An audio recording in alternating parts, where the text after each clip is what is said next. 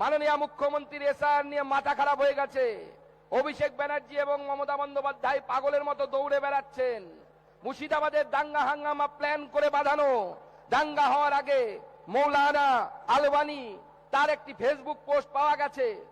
সেই ফেসবুক পোস্টে পরিষ্কার বলা হচ্ছে যে এসআইআর কে আটকাতে হবে, নরেন্দ্র মোদীর এসআইআর কে আটকাতে হবে, সেই জন্য পুলিশ স্টেশনে ভাঙচুর করতে হবে, রেল স্টেশনে আগুন জ্বালাতে হবে। আমি প্রশ্ন করতে চাই পুলিশ মন্ত্রীর কাছে, আপনার পুলিশ, কলকাতা পুলিশ হোক বা পশ্চিমবঙ্গ পুলিশ, সোশ্যাল মিডিয়ায় প্রতিদিন কিছু না কিছু পোস্ট করে। আপনার আইটি বিভাগ কি করছিল পুলিশের? কেন এই সমস্ত দাঙ্গাকারীদেরকে কান ধরে বসানো হয়নি, জেলের ভেতরে ঢোকানো হয়নি? এটা যদি আমাদের উত্তরপ্রদেশের যোগীজি সরকার হতো, আজকে এই মৌলানা স্থান জেলের ভিতরে হতো, সমস্ত দাঙ্গাকারীদেরকে জেলের ভেতরে ঢোকানোর ব্যবস্থা করতাম। তাই মনে রাখবেন, যারা দাঙ্গা হাঙ্গামা করছেন তাদের পরিষ্কার বলি, ভারতীয় জনতা পার্টির নেতা নরেন্দ্র মোদী বলেছেন সবার সাথ, সবার বিকাশ, সবার বিশ্বাস। তৃণমূলের হাতে তামাক খাবেন না, তৃণমূলের হাতে তামাক খেয়ে ভারত বিরোধিতার কাজ করবেন না। যারা অসাম্প্রদায়িক মানুষ আছেন বিভিন্ন ধর্মীয় গোষ্ঠীতে, তারা সামনের দিকে আসুন। তৃণমূল কংগ্রেস সরকার যদি থাকে আপনাদেরও বিপদ, আমাদেরও বিপদ। তাই এসআইআর কে সামনে রেখে তারা এই বিভ্রান্ত করার চেষ্টা করছে। আর করবেও না কেন?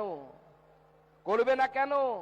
দেখা যাচ্ছে 109টা সিটে, 109টা বিধানসভাতে তৃণমূল যে ভোটে জিতেছে 21-এ এবং 24-এ, তার থেকে বেশি ভোট এসআইআর এ বাতিল হয়ে গেছে। আপনাদের হুগলি লোকসভার আমি তথ্য দিচ্ছি, 2024-এ এই হুগলি লোকসভা আমরা হেরেছি 76,853 ভোটে। কত ভোটে হেরেছি? 76,853 ভোটে, মানে 77,000 ভোটে। আর এসআইআর এখনো পর্যন্ত কত নাম বাতিল হয়েছে জানেন? এসআইআর বাতিল হয়েছে 1,26,000-এরও বেশি ভোট। তাহলে 109টা সিটে এরকম অবস্থা, 77টা আমরা জিতেছি। 109 যোগ 77 কত হয়? আব তেরা ক্যা হোগা রে কালিয়া? উনি এসআইআর নিয়ে ভয় পাচ্ছেন, দিদিমণি ডিজিকে নিয়ে চলে যাচ্ছেন। কোথায়? যেখানে ইডি তদন্ত করছে সেখানে চলে যাচ্ছে, এবং সেখানে গিয়ে ইডির অফিসারদেরকে ধমকানো চমকানো হচ্ছে যে প্রতীক জৈনের বাড়িতে কেন তোমরা ইডি রেড করেছো? করা যাবে না, এটা আমার প্রাণভোমরা, এখানে হাত দেয়া যাবে না। আমি অবাক হয়ে গেলাম। আরে আমরা তো সবাইকে আপন করিনি।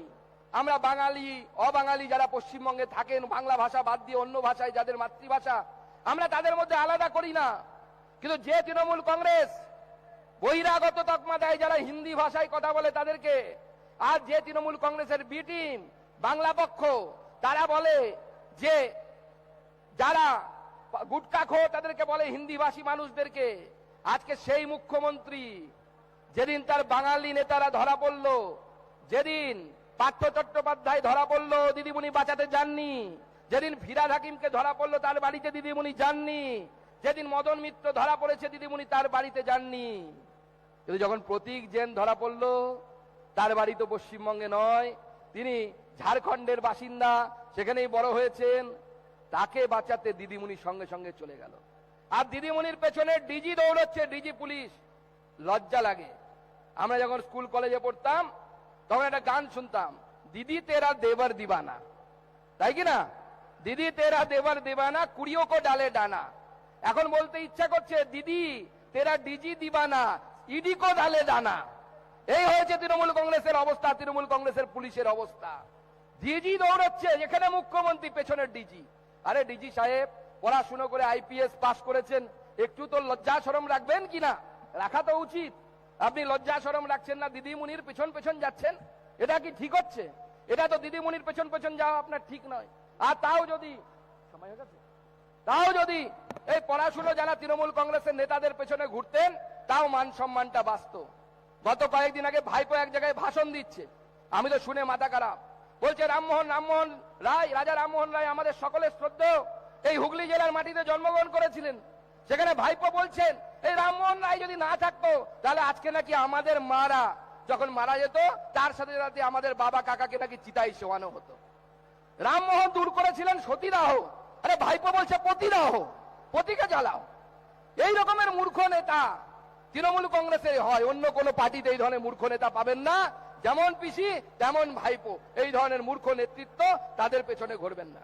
আজকে দিদিমণির দৌলতে শুধু সিঙ্গুর শ্মশান হয়নি, 7,000 শিল্প 11 সাল থেকে 2025 সালের মধ্যে চলে গেছে। আর দেখুন নরেন্দ্র মোদীর নেতৃত্বে আমরা কি পাচ্ছি।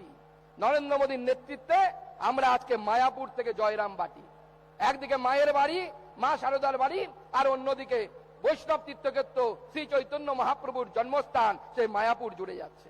হাওড়া থেকে আনন্দ বিহার পর্যন্ত অমৃত ভারত এক্সপ্রেস আমরা পাচ্ছি, শিয়ালদা থেকে বেনারস পর্যন্ত অমৃত ভারত পাচ্ছি, সাঁতরাগাছি থেকে তাম্বরাম পর্যন্ত ট্রেন পাচ্ছি।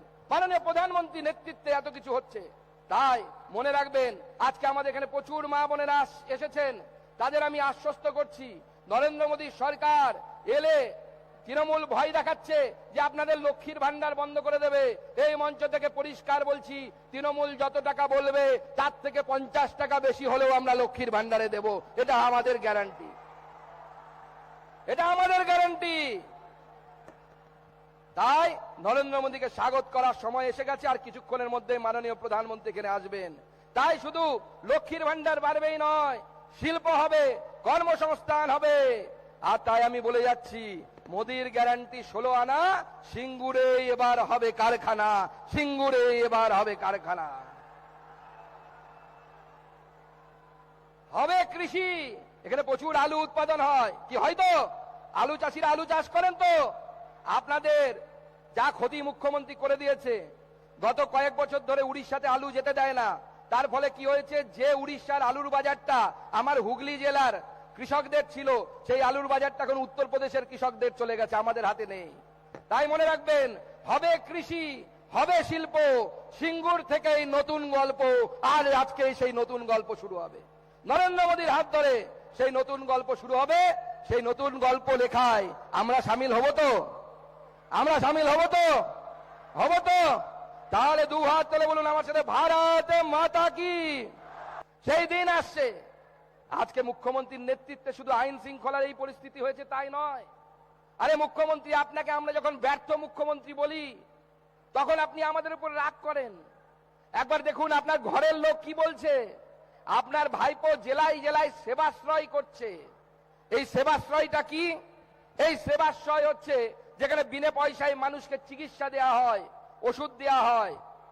যদি আপনার ভাইপোকে জেলায় জেলায় যদি সেবাশ্রয় করতে হয়, তার মানে তো আপনার ভাইপোই বলে দিচ্ছে যে স্বাস্থ্যমন্ত্রী হিসেবে আপনি ব্যর্থ, আপনার হসপিটালগুলো কাজ করছে না। এটা তো হসপিটালের কাজ, মানুষের বিনা পয়সায় চিকিৎসা করা সরকারি হসপিটালের কাজ। মানুষ সেই চিকিৎসা পাচ্ছে না, আপনার ভাইপো বলছে, আমরা বলছি না। তাই মোদিজি বলেছেন, কালকে মালদা থেকে স্লোগান দিয়েছেন, পাল্টানো দরকার, চাই বিজেপির সরকার। পাল্টানো দরকার, চাই বিজেপি সরকার। তাই আমার সাথে আমি পাল্টানো দরকার বলবো, আপনারা বলুন চাই বিজেপি সরকার। পাল্টানো দরকার, পাল্টানো দরকার, পাল্টানো দরকার। আমাদের ভিডিও ভালো লাগলে লাইক আর শেয়ার করুন, কমেন্ট সেকশনে গিয়ে জানান আপনাদের মতামত। আরও ভিডিও পেতে আমাদের চ্যানেল এখনই সাবস্ক্রাইব করুন এবং প্রতি মুহূর্তের খবরের আপডেট পেতে প্রেস করুন বেল আইকন।